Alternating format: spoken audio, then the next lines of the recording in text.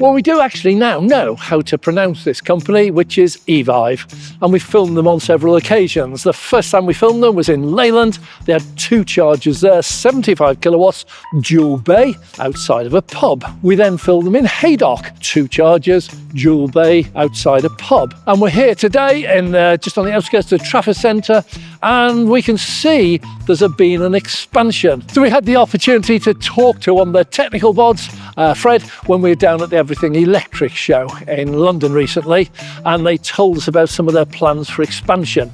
And this is it. We're at a new location. This is at the Trafford Centre, Manchester, and instead of just 2 chargers, we've now got 4. These are dual bay again, but they're the bigger ones. These are 150 kilowatts each, so there's more power here. So let's have a look into why this one deserves more chargers than the others. I'm Dave. Welcome to Dave Takes It On. And what we look at here, this is a lovely location, a lovely layout. They've taken the chargers away from, this is a pub, and there's a Holiday Inn Express opposite. Now they've taken them well away, so the chances of these being iced or blocked is much reduced. It's a new location. You can see everything's pretty much brand new. These haven't worn away yet. And we're looking at the parking as well. This is a little bit stricter than some of the others. £100 fine may apply if you fail to register your vehicle there. We have done this.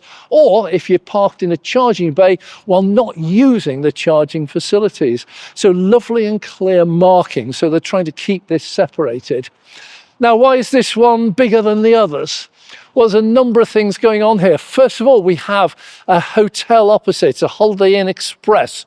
And that would mean there'll be going to be some people will be staying overnight there. They will have an EV, and the hotel itself does not have any charging of its own.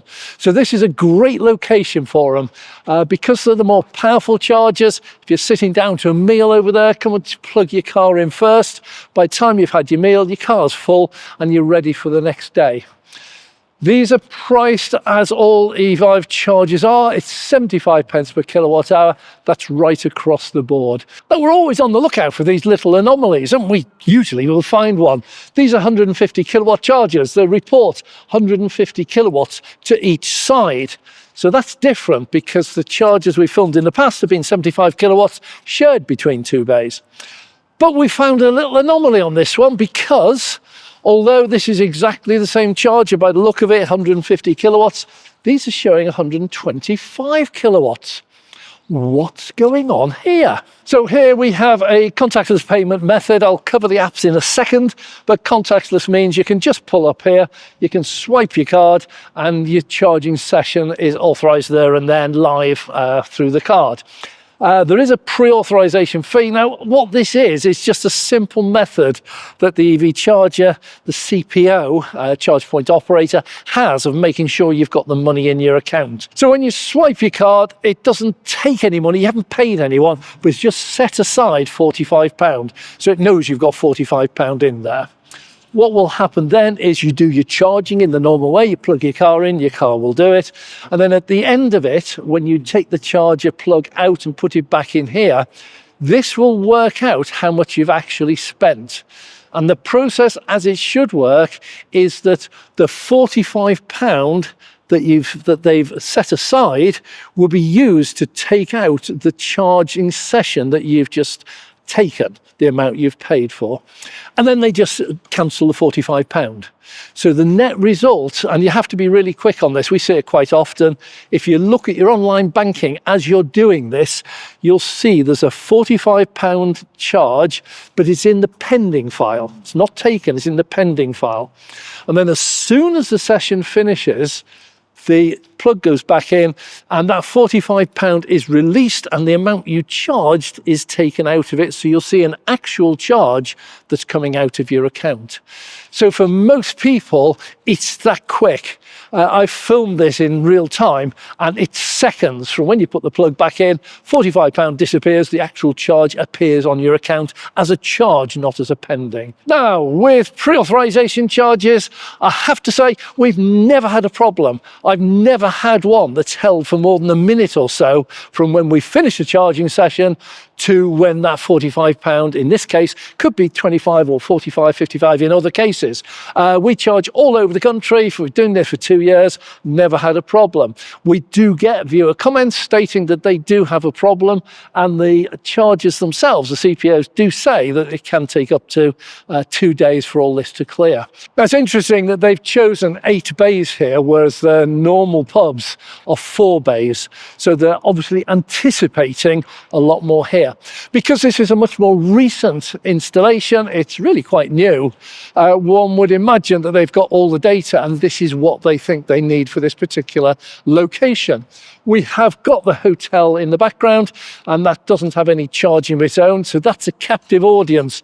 Although it's fairly quiet at the moment, these are business hotels generally during the week, and so everyone who's staying there is out doing whatever they do on their business, and come 6, 7 o'clock in the evening, they all pile back in, back to the hotel, they have a meal, settle down in the bar for the evening, and then go to bed. So these will get much busier at night, so we imagine this one about 5, 6, 7 o'clock we'll get an awful lot more use. We're going to monitor this to see what's actually happening. We can do that in real time at a later date. I always had a problem with pronouncing that. I think this is probably a good time to clear it up. Do that, because I did give you a bit of a ribbing on this, didn't I? Yeah, you did. Evyve. Evyve is how we pronounce like in it. Revive. Yeah, like revive, like drive. Okay. Evyve. Is there a reason behind it, or is that just? It was actually a trademark issue.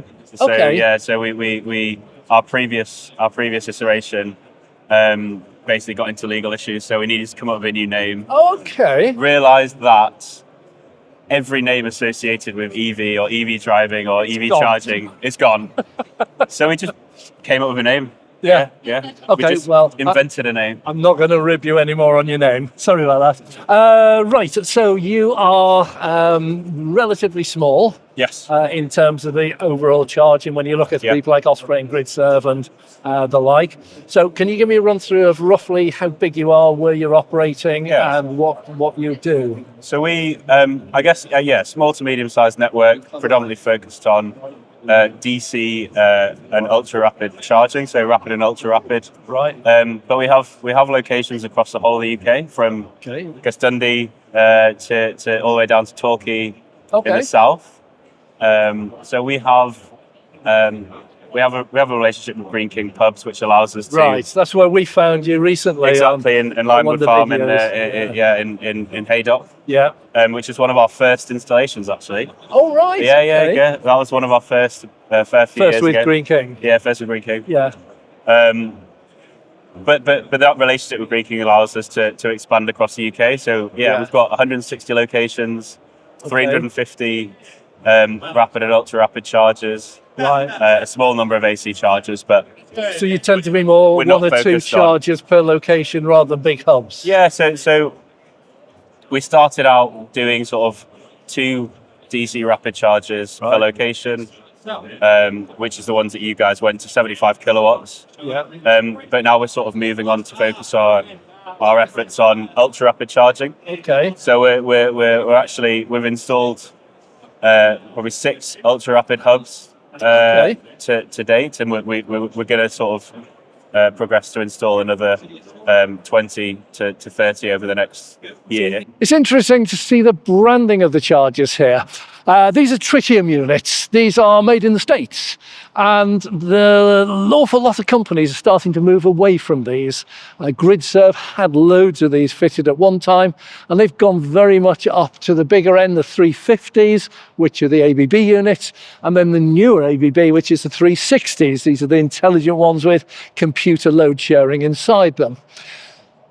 Evyve have stayed at the lower end of the market, and that is that people don't really need 300, 350, 360 kilowatts of power when you're charging outside a pub. Most cars don't get anywhere near that sort of capacity.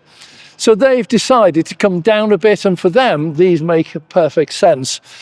These are actually full 800 volts capable. That's the input voltage going in is over 800 volts, and the voltage coming out is over 800 volts as well. So these will offer a really decent charge to anyone out there who has an 800 volt charging car. The problem with that is they are limited to 150 kilowatts. And the sort of cars that actually have 800 volt architecture, which can use these, generally speaking, will have 250, 300 kilowatts capable maximum charging speed. So these will be running flat out at 150. But it's nice to know they're not throttled back or sharing power, because so many of these come in, they only bring in 430 volts, which is your 3-phase. And so you're automatically boosting that up to 900 volts for the cars, and that halves the current, and then you allow them to charge. Yeah, it's a bit of a mess, but this is a genuine one, but limited by 150. And on the interview we had with Fred, and we also met up with the CEO, James Moat, and we found out that this is their specific market. They are aiming for this. It is people who nip in, they've got a Sunday lunch or a roast, whatever it is, or someone in the hotel staying, and these are absolutely ideal for charging up a car while you have a meal. Average meal's probably the best part of an hour, hour and a half, depends how much chatting you've got, and these will charge most cars well within that.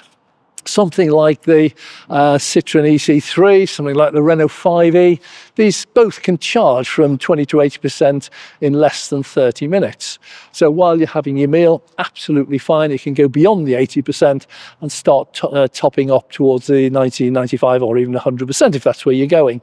So these are ideally suited for this. These would not be ideally suited out on a motorway, because there are so many cars out on a motorway pulling into the services, which can charge very much faster than this.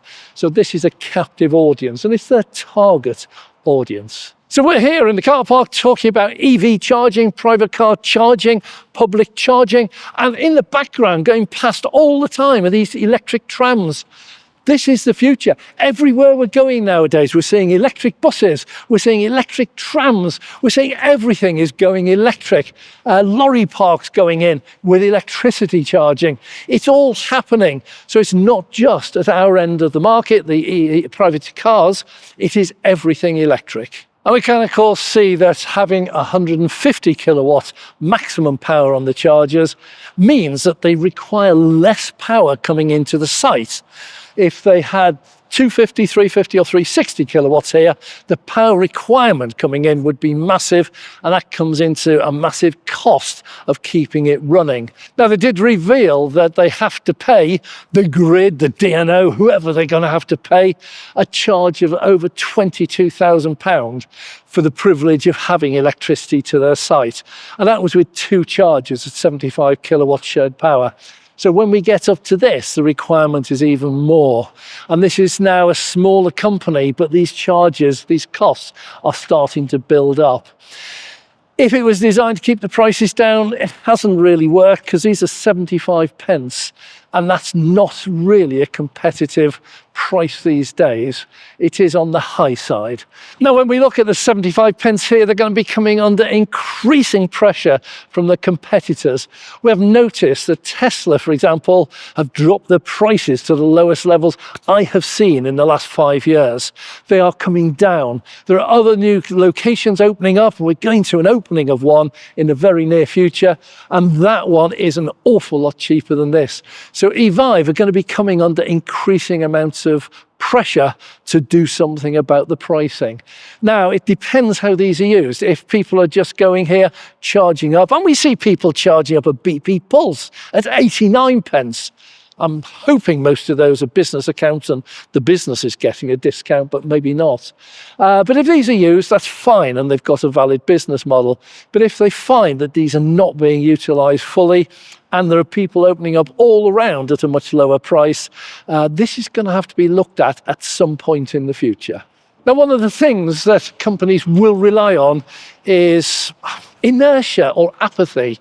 Oh, I'm here, I may as well plug in. It's not that much more expensive. And in reality, it isn't. If you're here for a meal, you're going to be paying for a meal, you're going to have a few drinks, and the difference in price between this and one at half price is probably only about 10 or 15 pounds, about the price of a bottle of wine or a round of drinks. So it's not huge. And with the laziness that we have in society these days, I couldn't be bothered, let's just plug in here. They may well be used. But if not, they're going to have to look at their prices. So the question is, would you use this? Let's get our viewers commenting on this. Have you used one of these? Why do you use it when it is dearer than others you could find? Are these convenient? Are they nice and powerful? Is it exactly what you want? No hassle, just park here, walk in the pub, have your meal, come out, unplug and off you go. Up to you. Let us know what you think in the comments down below. So that's it. We've been out today looking at prices everywhere, and prices generally are coming down quite dramatically. The price war I've been talking about for a couple of years now, and viewers have been asking me when's it going to start. Wow, it's happening at the moment. We've seen the lowest price ever for a public ultra rapid charger in the last 5 years. It's amazing. We've seen more and more new chargers, new CPOs opening up with lower and lower prices. 55, 60, 65p is now becoming the norm, apart from the giants who are already in existence, the grid serves and the BP Pulse and the Ionities and the who else is there? Cut that one there.